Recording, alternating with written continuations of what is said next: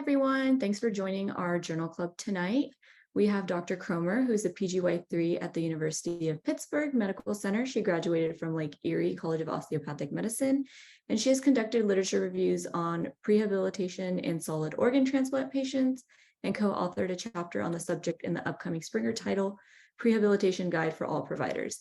Some of her interests within PM&R include organ transplant, prehabilitation, rehabilitation, limb loss care, neuro rehabilitation, and lifestyle medicine. Thank you so much for being here tonight, and I'm going to let you go ahead and take over. Yeah, so thanks so much for having me. I'm really excited that you guys have such an awesome group already interested in PM&R.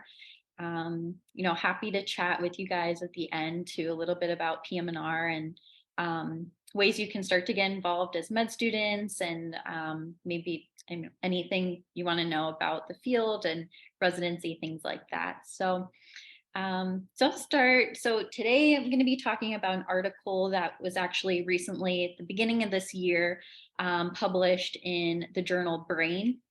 And it's on the effect of nusinersen on motor, respiratory, and bulbar function in early onset spinal muscular atrophy.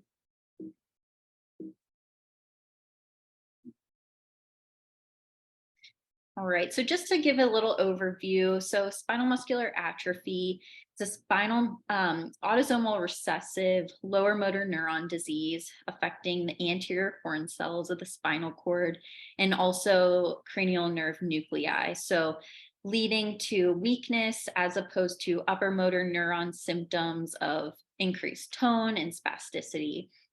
Now, it's caused by either a homozygous deletion or a mutation of the SMN1 gene, and it occurs in about 1 out of 10,000 live births. It is the leading cause of infant mortality. So the disease typically presents in infancy or early childhood with proximal greater than distal weakness, also hypotonia, atrophy of the muscles, and sometimes areflexia. It is a regressive disease. So you see kind of regression over time of motor function versus another condition that can commonly look like this, which are congenital myopathies. In those cases, you tend to see more of a non-progressive disease. So another thing to just keep in mind is spinal muscular atrophy patients have normal intellectual abilities. Oftentimes, actually, these patients can have higher IQ, which I found was interesting than the average person. So not only is this a neuromuscular disease, but we also have to think systemically. So the entire body can be affected with this disease. The respiratory system is especially affected and often early in the course. This is due to progressive restrictive lung disease, due to weakness in the intercostal muscles and weakness of the diaphragm. Survival with this disease really depends on respiratory support, respiratory therapy techniques, such as like cough assistance, non-invasive and invasive ventilation. And oftentimes these patients for survival require tracheostomy at some point. Additionally, there's gastrointestinal effects, which, due to decreased gastrointestinal motility. Also, there's a high incidence of reflux disease due to weakness of the gastroesophageal junction in patients. Also, just the weakness of food intake. Eating can be really challenging due to weakness of the facial muscles, and also swallowing can be very challenging. So you can see failure to thrive in these patients. A lot of times, again, for survival, these patients require some sort of enteral feeding, tube feeds. We also want to think about orthopedic consequences of having a neuromuscular disease. So those can include neuromuscular scoliosis, hip dislocation, fractures due to lack of ability to bear weight, and development of early onset osteoporosis, as well as contracture formation. So essentially, that would be fixation of a joint when there's lack of movement across a joint over time.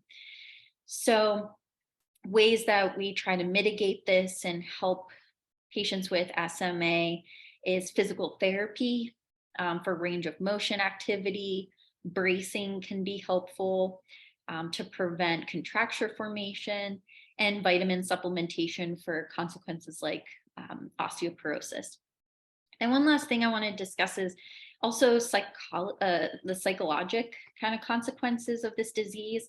Like I mentioned, these patients have normal intellect, if not higher IQ than the average person, and they have they have complete perception of themselves interacting with others in their community. So it can be challenging for them to, integrate into social groups, integrate in schools, integrate with just other people, when they're maybe not able to participate as others in their age group are. So kind of thinking about neuropsych, behavioral therapy, and those types of interventions as well.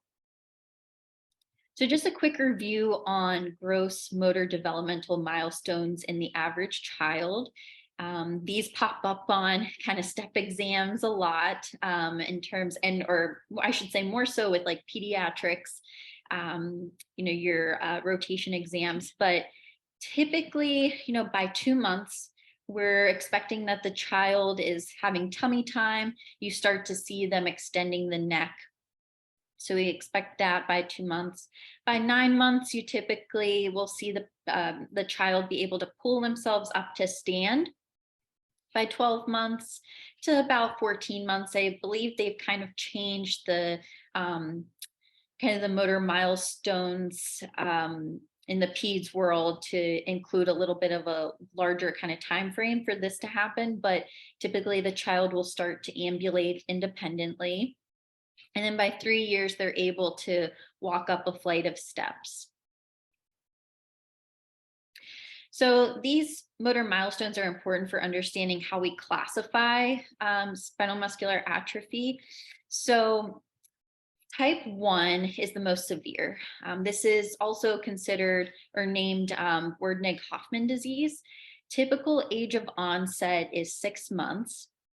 These patients, we hate to label patients, but just in terms of relating this to the motor milestones we just discussed, these patients tend to be non-sitters, meaning they never achieve the ability to sit independently. Survival in this classification of SMA, 68% will die by the age of 2 years and 84% by the age of 4 years. Now, it's important to note that this is without interventions such as invasive ventilation or even non-invasive ventilation. So, we're doing a lot of those measures now to improve survival, but without those, that would be the anticipated kind of lifespan. And then type 2, a little bit less severe, so intermediate SMA. Age of onset is between 6 and 18 months. These are considered sitters, so they do achieve the ability to sit, but they do not achieve the ability to stand and walk. Typically, these patients will again survive into a young adulthood if they have those other measures like respiratory therapy on board. And then type 3, kind of the least severe. This occurs by around 18 months. You may start to see mild motor milestone regression. They do achieve the ability to walk and typically have a normal lifespan. So for the purpose of this study, they focused on SMA type 1, so the most severe form of the disease. So there's been a lot of prior studies on both the natural history of the disease, as well as the treatment, nusinersen, that we're going to be talking about today. So this study, NeuroNext, really tried to focus on understanding the natural history of the disease and what type of regression we anticipate and what other factors play a role or maybe help predict the severity of the disease early on. So in this study, it was important that they noticed a correlation between SMN2 numbers, which is biomarker they can detect on genetic exams, and motor function scores. So we'll kind of get in a little bit more on the details of this, but in general, so like I mentioned before, the SMN1 gene is either mutated or deleted in SMA1 or in SMA, the disease. So in terms of SMN2 numbers, this is essentially a truncated version of the SMN1 gene. So this gene can form smaller amounts, but can produce functional SMN protein, which is required for functional anterior motor neurons to function. So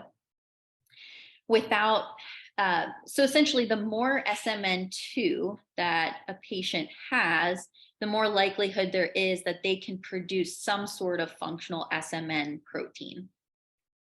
So what they found in this study was patients who had less than or equal to 2 copies of SMN2 had a median survival of 8 months, whereas those who had greater than 2 copies of SMN2, 85% were living at 2 years.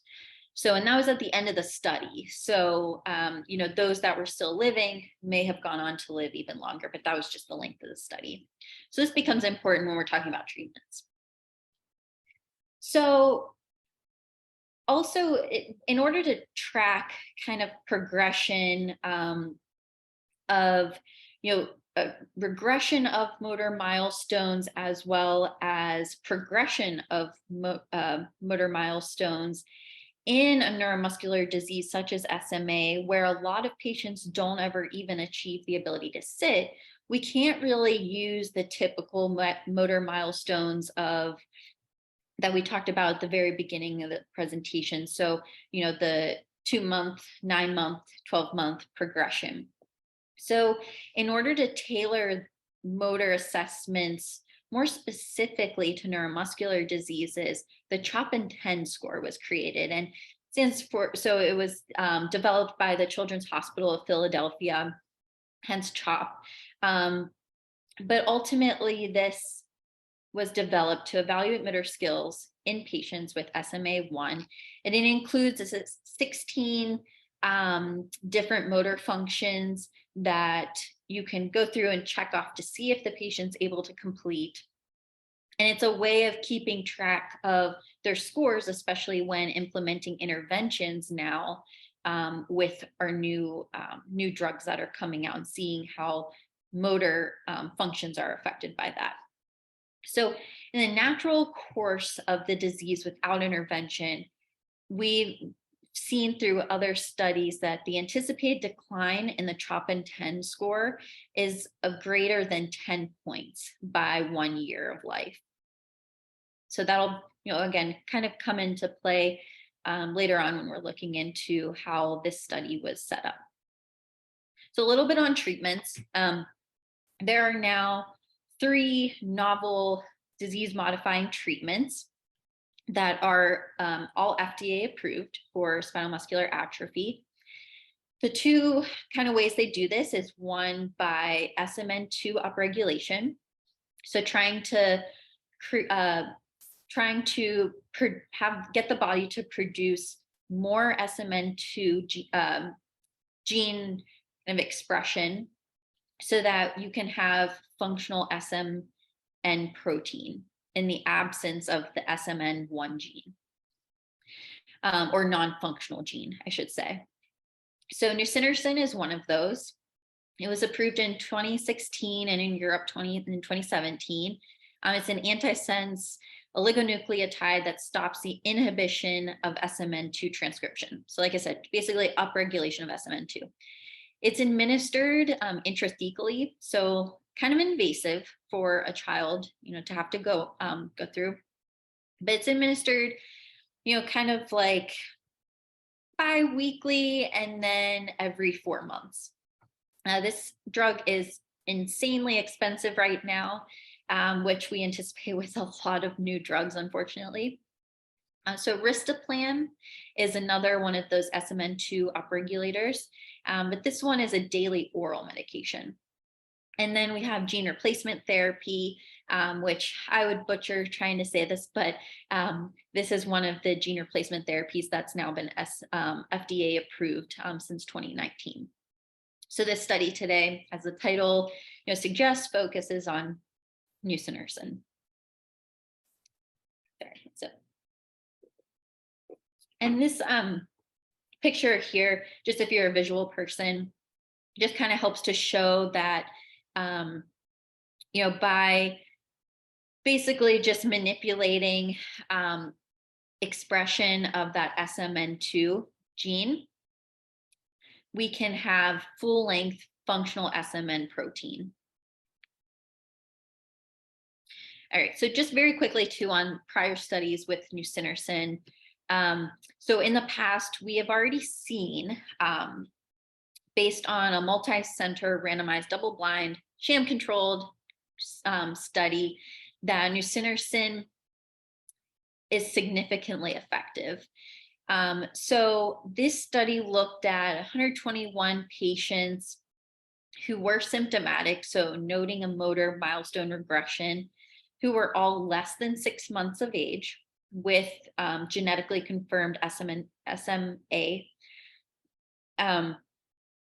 who were treated with nusinersen versus a control group. So this study showed that 41% in the treatment group versus 0% in the control group had a motor milestone response, which is a huge contrast. In addition, they looked at basically, mortality as well as need for permanent ventilation. And again, you see that, so 39% in the treated group and then 68% in the control group. So this study, it's really important too, is that they found that earlier treatment is associated with greater improvements in motor function and survival. So this really helped establish that, trying to catch kids early with the disease is the best way to implement nusinersen. All right, so jumping into this study. So really, the goal of this study, given we've already have evidence that this drug is effective, we're trying to look with this study more at like longitudinal, how nusinersen will work over a longer period of time. Will we see ongoing improvements in motor milestone progression, or will we see a plateau effect? So essentially for this study, participants were selected from a smart care registry, which is a big registry in Germany, Austria, and Switzerland of patients who have genetically confirmed SMA. So for this, all genetic testing was performed at various local testing centers, and they also did test for how many SMN2 copies each patient had. Data on motor function was collected on a routine basis over a period of 38 months. There was no set schedule for follow-up, but it was recommended that patients follow up every 4 months for an assessment. And there were physiotherapists who completed these assessments, and they were periodically trained just to try and keep standardization and consistency across all the evaluators. So out of all of those patients in the registry, the inclusion criteria they had for the study was an age of less than 18 years. You had to be treatment naive, so not receiving any other prior treatments for SMA in the past. The patients had to be symptomatic. So having some sort of motor milestone regression, and have never been able to sit independently. So what I mean by that, and they specifically define, so ability for the child to sit for 10 seconds without requiring any assistance. And then no combination therapy. So had to be strictly just nusinersen that they were going to start treatment with. Then based on prior studies like that one I referenced, they split these groups into two. So they had a cohort 1A. These patients were less than 2 years, and cohort 1B greater than 2 years of age. So like that prior study showed, earlier treatment typically predicted increased motor milestone improvement. So that's kind of where they base this off of. And all of these patients, again, were treated with nusinersen. There was no control group, which I will say, so for a disease such as this with spinal muscular atrophy, the fact that there were so many prior studies showing efficacy of nusinersen, by this point when they generated this study, it was really not ethical to have a control group. So you have a treatment that can really improve survival and function, and you really, just ethically establishing a control group where children would be, not able to receive a treatment that we know works well is just not something that, we do. So that's why there's no control group in this study.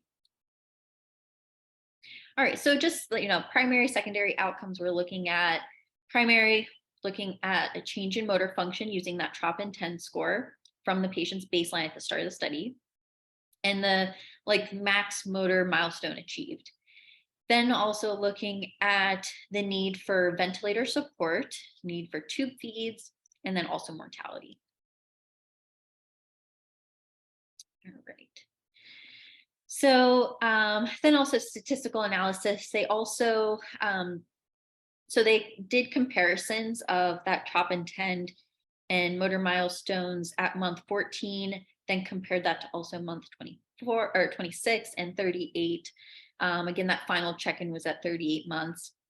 They also collected some inferential data to give us more idea of the effect of age at diagnosis, age of the start of treatment, that SMN2 number copy, or SMN2 copy number, gender, baseline CHOP-INTEND score, and then elapsed time from baseline on changes of the CHOP-INTEND score. All right, and this is just to show you kind of how, kind of follow-up of the patients. So they started with 143 patients that met inclusion criteria. There was a gradual drop-off of patients throughout this study. So at month 38, you see there's 34 and 30 in both groups respectively. Overall, mean follow-up times were about, in total, were about 23 months for the group 1A and then 28 months in that 1B. So not everyone, as you see here, did follow up at the end. All right, so here we're just kind of looking at baseline characteristics of the patients who were included in the study. So we've got essentially the max age at the start of treatment in group 1A was 1 year, 17 years in those in group 1B. And then number of SMN copies, so 74% had less than or equal to 2 copies in the group 1A group. And then 63% had greater than 2 in the 1B group. Here you can kind of see, so you start to see the age difference and the survival and also the number of SMN2 copies. So, again, we kind of think of a less severe course with the greater numbers of SMN2 copies because you're able to produce some of that SMN protein. So these kids, or these, at that time, adolescents, were 17 years of age in the 1B group with SMA1, as they were unable to sit independently at the start of the study. And look at their number of copies. So they were greater than 2. So just to kind of, again, show that effect there and that correlate, and that we still see that here. Also baseline CHOP INTEND score. So it was higher, 27.9 in the group 1A, and then 20.1 in group 1B. Again, could be looking at just the age, how far along they are in the disease process. Could there have been just further regression in that 1B group? So just kind of things to think about when you're looking at participant characteristics. Overall, in any kind of study that you look at, you want to be thinking at all times, like, is this patient population that's in this study, do they look similar to the patients that you're going to be treating with this disease? So that's always something important to think about. All right. So our primary outcome, getting to the results here, we see that there definitely was a significant gain in motor milestones, and we see that in both group 1A and 1B. So 1A, cohort 1A is there in the red, and 1B in the blue. So the most significant change in CHOP INTEND score did occur in that initial 14 months of treatment. From there on after, in group 1A, we see that they still slowly improve motor milestones, whereas in group 1B, kind of start to see a little bit of regression. This a little bit of regression, it's hard to distinguish whether that is a plateau kind of effect of the nusinersen versus, is the CHOP INTEND score, maybe does that have a ceiling effect where we're not picking up on changes in motor milestones in that 1B group past that timeline. So, two kind of things that could have happened, and based on the authors, kind of thoughts on this study, they were kind of leaning towards that possibly there's a ceiling effect of that CHOP INTEND, and maybe we need to consider some other type of scoring system for even further out using nusinersen. But it's a little hard to tell based on this.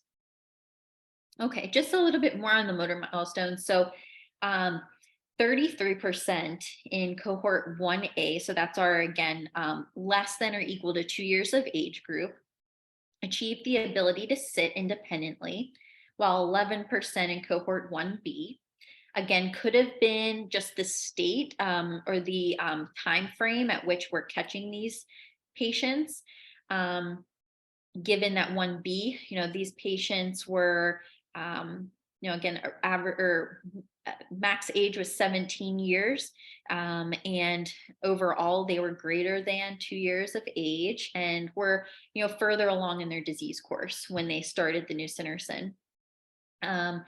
So in those that achieved the ability to walk were started on treatment on average at the age of 5.5 months.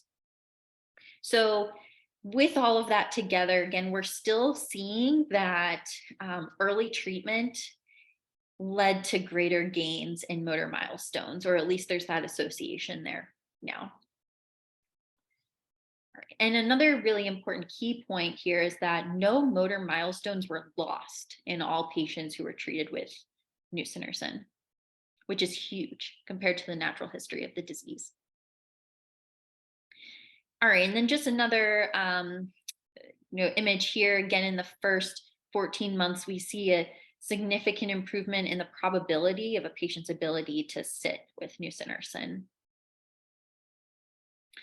All right, then in some of the secondary outcomes, so involving ventilator support and enteral feeding, um, you know, overall, we still do see an overall increase in the probability that these patients will require these interventions. But when compared to the natural history of the disease, these are still significant improvements. So, um, it's really, I mean, it's overall thinking of motor milestones and all of these other things that we've tended to have to do just to maintain survival, um, or leading, to help with survival in the absence of these treatments. It's just really remarkable how well this treatment's working. Um, so then mortality. 3 children did pass away during the course of the study at a mean age of about 4 years. Um, these deaths were attributed to what is the most common cause of mortality in SMA, which is respiratory infections and respiratory failure. And that was also one of the most reported adverse effects. So, again, not really probably an adverse effect of the drug, but of the natural course of the disease, which, still did occur. Then just to point out some other, statistically significant data from this study. So, um, we looked again at time period, age, gender, baseline, troponin, and the SMN2 copy number. So age, or I'm sorry, time period of treatment. So we see that between that initial 14 months was really, really a big jump in motor milestone achievement. But that baseline 14 months comparative to the increases in following months was statistically significant. Then also looking at the age of start of treatment, that played a big role. And then the CHOP-INTEND score baseline also did contribute. So, and in this case, it was a lower CHOP-INTEND score that predicted better or greater improvements in motor milestones. So could have been that we were detecting things just sooner as well. So earlier on in the child's development.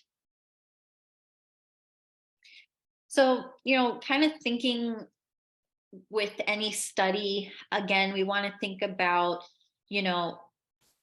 does this study population represent the population we'll be treating?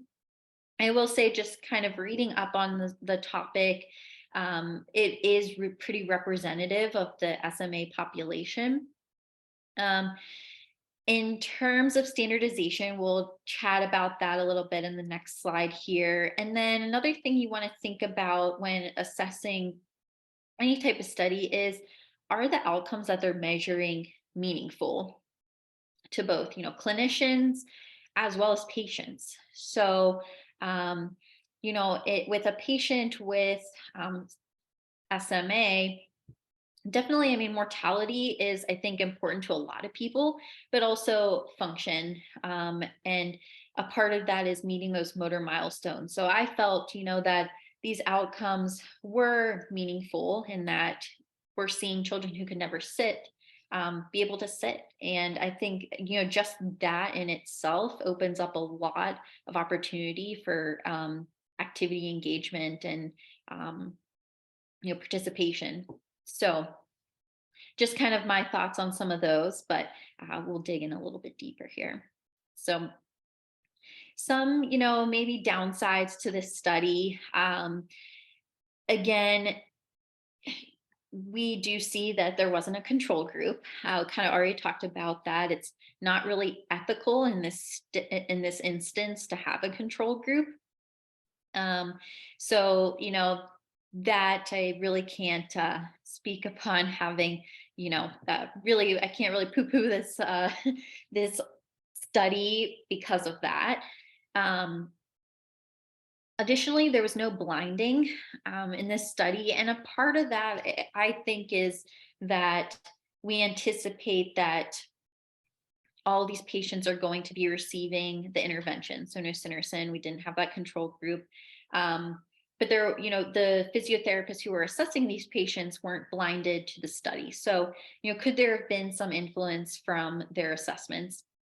Also, there was not great standardization in terms of doing the evaluations. So there were multiple different physiotherapists performing these evaluations, not just like a singular person where there's consistency each time. So there may have been some variability there. There were inconsistent follow-ups, and there was patient dropout. Of course, that's something you always want to think about as well.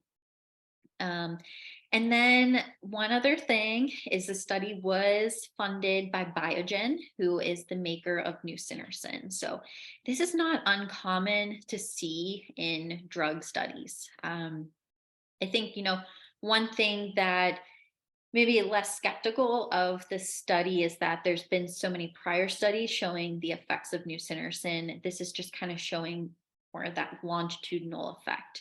But definitely something you always want to be aware of. Who's funding this research? Are there any, conflicts of interest? Then just thinking about like further studies, where this may go in the future. So now that, we have treatments, including nusinersen, that we know is effective, hopefully in the future, we're able to detect more children prior to becoming symptomatic and see, study nusinersen with in children prior to motor milestone regression. Also, incorporation of kind of subjective, more subjective findings. So kind of doing almost like a qualitative study to see what are, patients, well, this kind of goes down a little bit, but perceptions from the patient's point of view or even family's point of view of their changes that they experience while taking the drug and having these motor milestones. So what is the overall impact in their ability to interact with their colleagues or their peers, participate in more activities, all within their abilities. And this, becomes really important when you're trying to think of PM&R's role in spinal muscular atrophy care moving on in the future too. Something that maybe we would want to investigate in the future as this drug becomes more widely available. And then one last thing too, in terms of like a rehab approach, thinking about the translation of these milestones and the Trop-10 score into more like functional outcomes. So if we're able to get a patient to sit and achieve a certain Trop-10 score, what does that mean in terms of their function? So are they now able to self-feed? Are they able to dress themselves? These are things that patients and families really care about. So it's something that we may want to look into in the future. And one reason why, love PM&R, it's we're thinking about how to improve their quality of life. So, taking something that maybe increases or prolongs a patient's life, but then we kind of can step in and help with that quality of life they're experiencing. Oops. There we go. All right. So impact. Just wanted to mention that 44 states now have implemented newborn screening. So we are going to be able to detect SMA on those newborn screens, which is great. So again, maybe we can implement some studies earlier on, prior to motor milestone regression. And again, kind of looking at this prolonged lifespan, stabilization, hopefully, and lack of progression of the disease. All right, so I want to touch upon, the future role of physiatry with these new treatments now becoming available. So when we think about any type of neuromuscular disease, and really any disease in general, from a physiatry point of view, we have a lot of tools in our toolbox. But we can be really helpful for patients in terms of durable medical equipment, especially these patients are sitting. Maybe they're able to achieve the ability to walk, but fatigue easily. These are opportunities for us to step in, offer patients adaptive equipment that can reduce their energy expenditure, help them get around in their community, even power wheelchairs. These are all things that PM&R is really good at prescribing and helping patients to attain, especially if we're seeing kids, develop further along in their motor milestones. There's a lot of DME that can become available to help out. Then we see patients with physical disability all the time, and there can be complications to that, especially in SMA when already discussed kind of those systemic complications. We're in tune to a lot of those things. We work closely with respiratory therapists, physical therapists, speech and occupational therapy. So, all of us talking together, we can really kind of predict and help anticipate needs that the patient may need throughout their course. Offering psychosocial support is huge.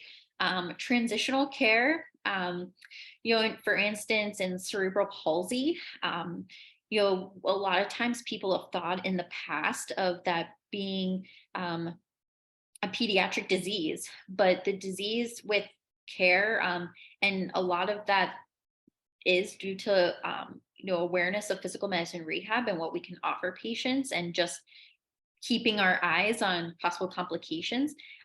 Patients with cerebral palsy are living basically normal life expectancies. So there's that transitional phase that there's still a little bit of a care gap. So going from the pediatric side to the adult side. We also see this in spina bifida care, where, in the past, there really, life expectancy kids weren't expected to live into adulthood, but now they are. So this is the same for SMA. We're seeing kids that can potentially in the future with these treatments live into adulthood. So offering that transitional care can be really helpful. And then vocational integration. So trying to get these young adults now into the workforce. They have, like we had talked about earlier, high intellect. So they can be a really, really great asset to our workforce. And, overall rehab goals, our goals to maintain function within the scope of the individual's limitations. So, we're trying to look at the big picture.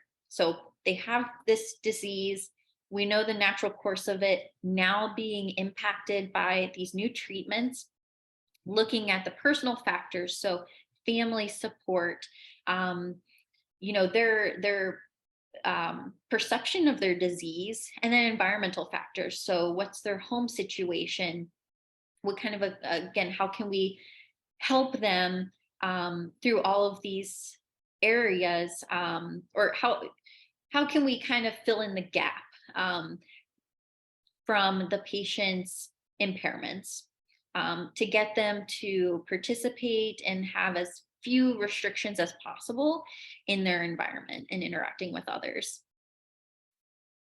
And this is kind of just basically saying what we've kind of been talking about is, in general, rehab for neuromuscular diseases, it's a lifelong process, takes an interdisciplinary approach. I will say that is one of the biggest things that drew me to PM&R as well, that we really need to be communicating with all of their physicians and therapists, care members of the care team to help these patients. And we'll see that more and more with SMA as well. So working with orthopedic surgeons, neurology, the therapists, again, all really crucial. Kind of talked already about like anticipating their needs and progression of the disease. Um, Therapy is a cornerstone of rehab, so incorporating those, and then again, like I kind of already mentioned, assistive technology to help with not only ambulation or mobility, but also with communication. There's a lot of really cool stuff out there now to help individuals communicate in non-traditional ways, but to help them to interact with their environment. So that's what I have for you guys. I am more than happy to answer any questions. I know we had one from that was messaged in earlier, but happy to answer anything about residency, PM&R, life in general, and medicine. So open to anything.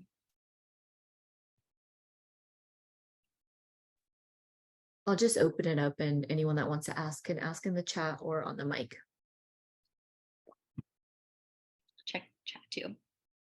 And so I'll one question that had popped up before was ways that you can get involved at like a med student level in PM&R. So unfortunately, I wish I had known this before, given that I found out about PM&R a little later than some of my colleagues, but definitely there are residents who, found PM&R late on. So, you guys are all like way ahead of the game. There are two organizations. So there is the American Academy Academy of Academic Physiatrists, AAP. There is also the American Academy of PM&R. So those two organizations, I believe they both have like med student interest groups and ways that you can get involved at a med student level, or like on a national level as a med student. Definitely there's a lot of stuff on Twitter. I'm not as active on Twitter as I should be because there's a lot of really great opportunities to network with current PM&R residents, attendings. It's a great way to stay on top of kind of maybe what's new and also to get a sense of residency programs. So I would say like, getting onto Twitter for, more information can be helpful and starting networking that way. Let's see, I think, trying to get an experience in PM&R, both inpatient and outpatient, because we do a lot of inpatient rehab in most residency programs. Some are a little heavier in inpatient than others, but inpatient is actually in high demand right now. So if anybody likes, the inpatient setting, but they're really thinking rehab, that's, all PM&R, you've got some job security there, but inpatient is really in demand. So definitely, try and get those experiences and just talk with people that, may, feel free to reach out to me if you have any questions. I can put my email in the group chat.